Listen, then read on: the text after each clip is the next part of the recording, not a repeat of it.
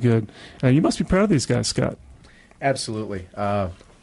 Again, we talked earlier about really the high expectations we place on these guys, but these guys, they always meet the challenge. They're a very special bunch, and the coaches and I have talked about what they've done so far as our school culture, our school community, and they might end up going down as one of the best classes we've ever had at Boltz, again, just based on their character and how they treat other people.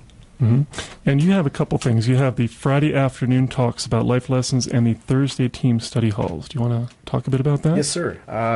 On Friday, after practice, we had the boys sit down for about 5 minutes, and they take off their helmets and just relax over in the corner of the end zone. And I tried to relate to them one story from my life or just one lesson that I've learned along the way.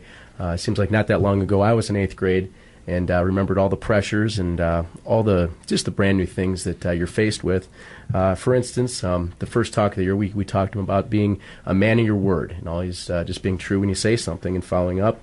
Another thing that we've talked about is trying to always say no to drugs and alcohol when they're young. Have another talk on respecting women and how important that is.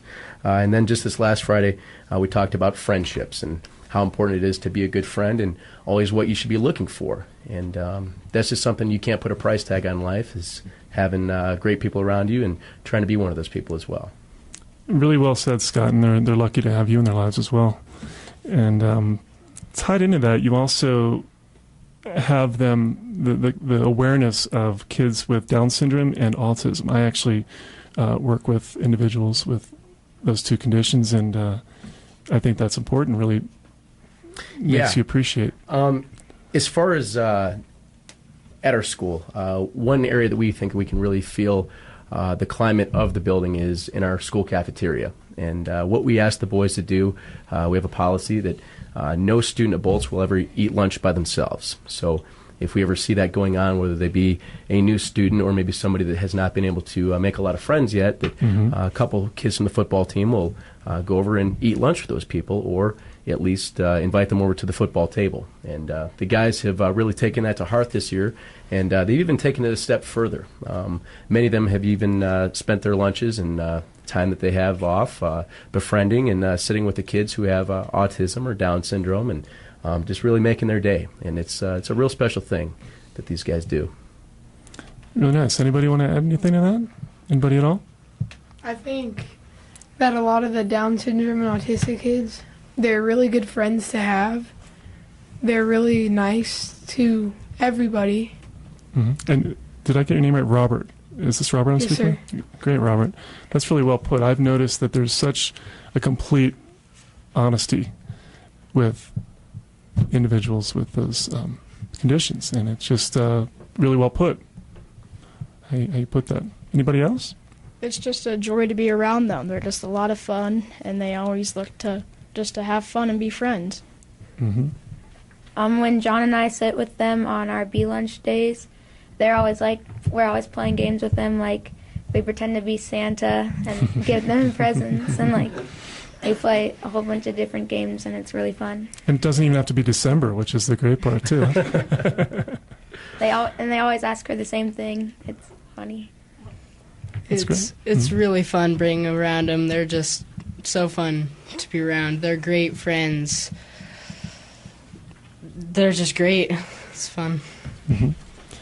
There's one guy, this kid named Scotty, and he is one of the best guys I know.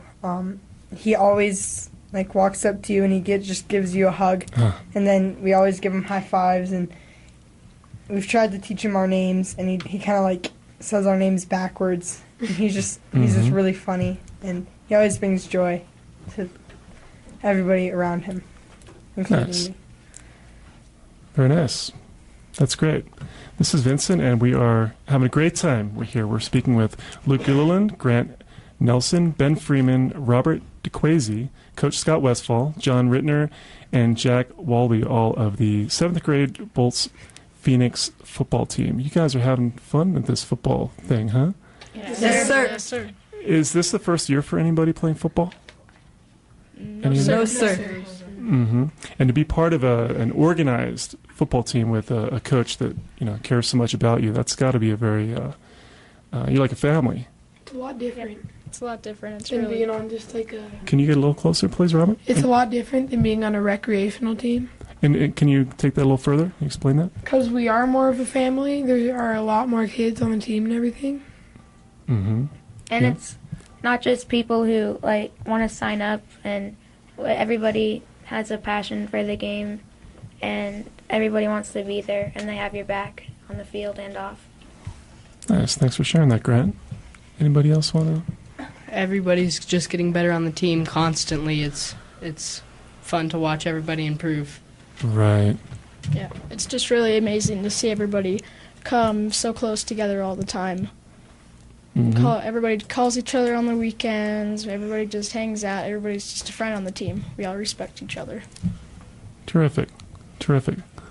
And what a great bunch of kids you brought along here, Coach